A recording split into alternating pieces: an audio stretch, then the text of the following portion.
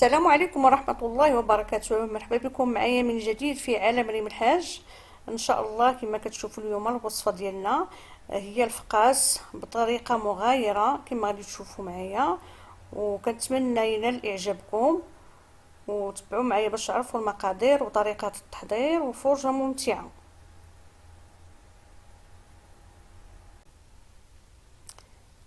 غادي نحتاجوا في هذا الفقاس 4 البيضات اللي تيكونوا متوسطين. غادي نحتاجو 2 خميرات الحلوى و200 غرام ديال سنيده. غنحتاجو التمر واللوز والزنجلان. نحتاجو كاس ديال الزبده والزيت وقشور حامضه والطحين من طبيعه الحال.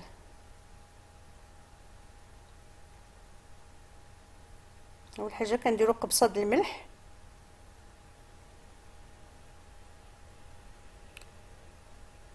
وكنزيدو سنيده 200 غرام.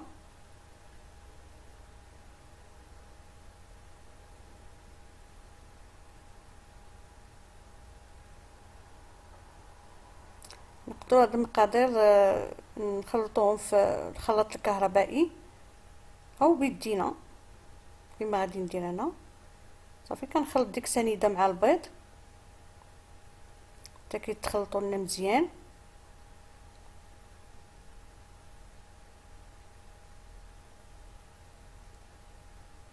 من بعد تنضيف الزيت والزبده، يعني خليط ديال الزيت والزبده وقشور حامضه، وكنضيف داك التمر واللوز والزنجلان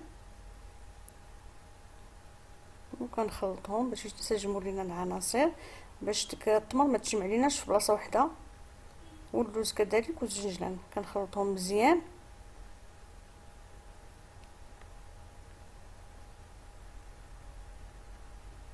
لان التمر عندي داك المعسله كتكون تتلصق، كنحاول نفرقها مزيان.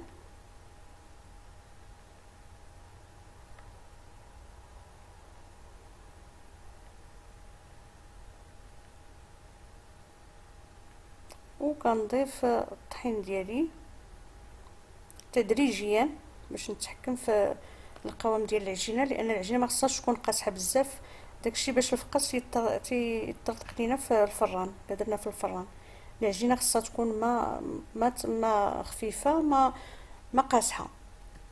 وكنزيد دوك 2 خميرات د الحلوى وكنجمع الخليط ديالي.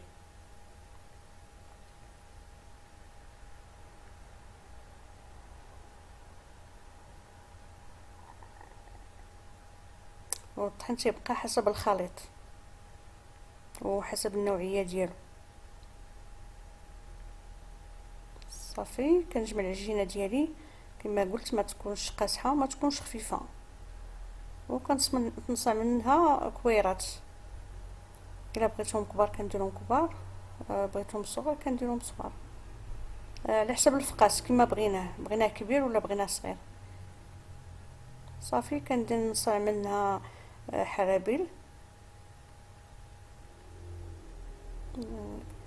كما كيعرفوا العيالات كاملين. الفقاس راه باينين المراحل ديالو. اللي جديد في هذا الفقاس اننا نسمناه بالقشور الحامض بلاصه النافع اللي مولفين كنديرو، بدلنا. صافي كنستمر هكا حتى تنكمل كاع داك الكويرات اللي عندي.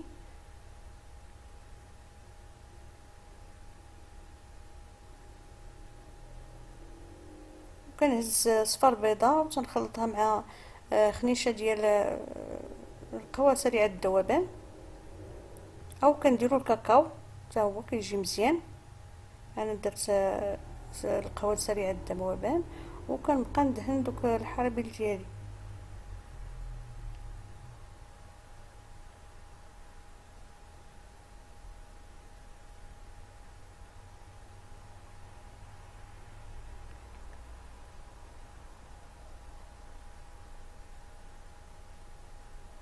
كندهنهم مزيان من الفوق ومن الجوانب. وكنعاود نعاود ندهنهم مره ثانيه باش كيجينا المنظر ديالهم زوين.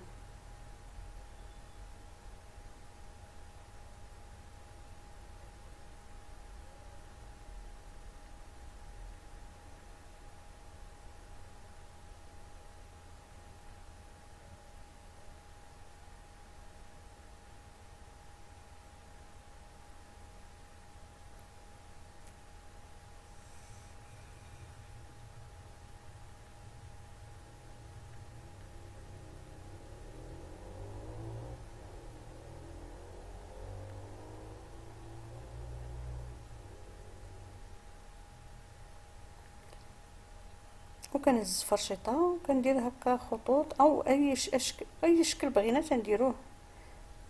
تيبقى الذوق ديال كل واحد.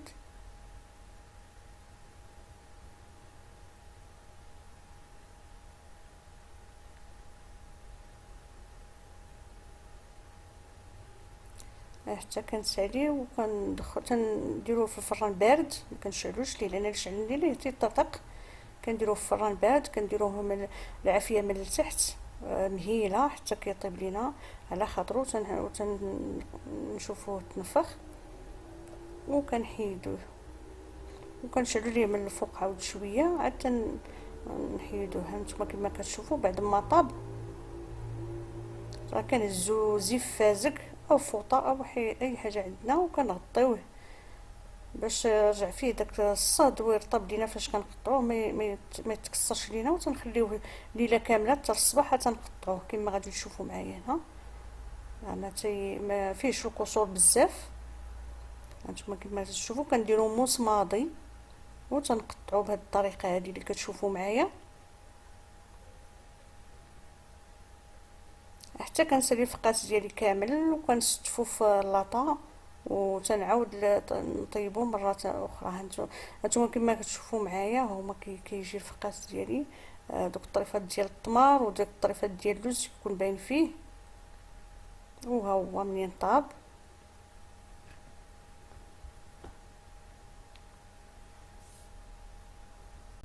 وغادي نختم الفيديو ديالي بدعاء: اللهم اجعل لنا حظا عاليا واختر لنا من أقدار الدنيا أخيرها وأجملها. اللهم اختم لنا شهرنا المبارك برضاك وعفوك وألبسنا الستر والسكينة واعتقنا من النار وأدخل علينا عيد الفطر المبارك بالسرور والسعادة. اللهم آمين يا رب العالمين، لنا ولكم ولجميع المسلمين. والسلام عليكم ورحمة الله وبركاته.